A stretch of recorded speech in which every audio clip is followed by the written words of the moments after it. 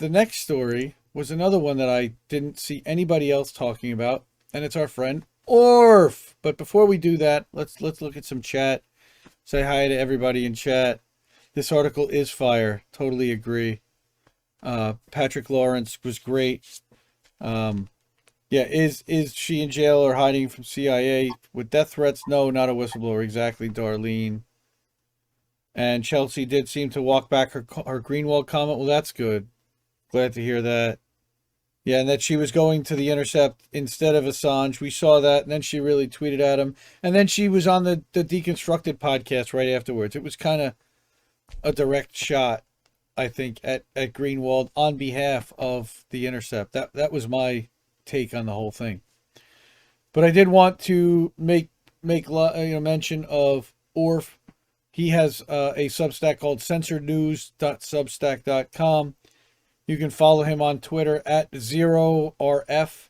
He also made the move over to Rumble with Glenn Greenwald when Greenwald made his big announcement. I've been a Patreon subscriber and supporter of Orf since the summertime. I love his editing work. He first popped up on the scene, I think, during doing a Bernie edit and a Bernie video, cutting stuff together during the 2020 cycle. And yeah. He also does live streams. He streams on YouTube. He's got Odyssey. I believe he's now on Rockfin as well as Rumble. And he's a good dude, like Orf. So, Julian Assange, first publisher in U.S. history to be prosecuted for publishing classified material. In 2019, he asked Jim Acosta what he thought of the historic case and its potential impact. And Acosta dodged the question, instead spoke about Russia in the 2016 election. Even though the charges against Assange, of course, have nothing to do with either. And he's in jail for the Iraq war logs that were published and that were released by Chelsea Manning. So again, such muddying of the truth is why viewers left cable news outlets like CNN for independent news on YouTube. But earlier this year, YouTube CEO Susan Wojcicki acknowledged that the platform's sketchy new policy of suppressing independent news and artificially boosting so-called authoritative news sources like CNN. But of course, you can see this. This is unbelievable. In action, you can see this in real time by typing Jim Acosta Julian Assange into the search bar. None of the videos covering Acosta's comments on Assange are in the top search results. They are suppressing the results. But what is showing up, the very top result, is a downvoted CNN video of James Clapper, titled Former Intel Chief Reacts to Assange Arrest. Okay? No mention of Acosta.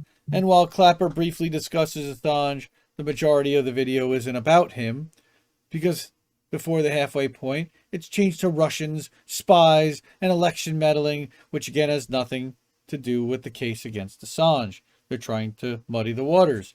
YouTube says its search results are based on data, including titles and thumbnails, yet this top search results makes no mention of Acosta and includes no image of either Acosta or Assange in the thumbnail, just James Clapper.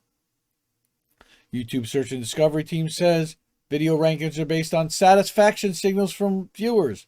Do they like or dislike it? However, the performance of the highly promoted CNN video is extremely poor, with more likes than dislikes. They ratioed it. It's from 2019 and it was ratioed, and that's what they're promoting as the #1 video to watch. Now, in contrast, a video by our friend Jimmy Dore, friend of the show, sir, titled Jim Acosta Destroyed Over Julian Assange at Newseum, which actually does include Jim Acosta and comment thoroughly on Assange, is ranked lower in search results despite better performance metrics in every single category. View count. 12K likes. Okay. Likes to dislike ratio, engagement, and rating. All right. So when viewers search for Jim Acosta Julian Assange, YouTube promotes a highly disliked video with no mention of Acosta that's mostly not about Julian Assange, and features perhaps the least trustworthy man in America. He famously lied under oath to the U.S. Senate when he denied that the government was systematically collecting data on hundreds of millions of Americans. Thank you to Edward Snowden for outing that. Since committing the crime of perjury, he has repeatedly lied about his lies, lying at least 4 separate times about lying to Congress. For example, in addition to lying about mass surveillance, he's lied about lying about spreading the Steele dossier, which itself is filled with bullshit and lies. During the 2020 election, Clapper appeared on CNN to lie about Biden family emails. He told voters that the emails, which suggested corruption, were Russian disinformation and dismissed them as classic textbook Soviet Russian tradecraft. Look at Aaron Permet. Duck face. Is that the sound of the duck face? That's what it sounds like for you.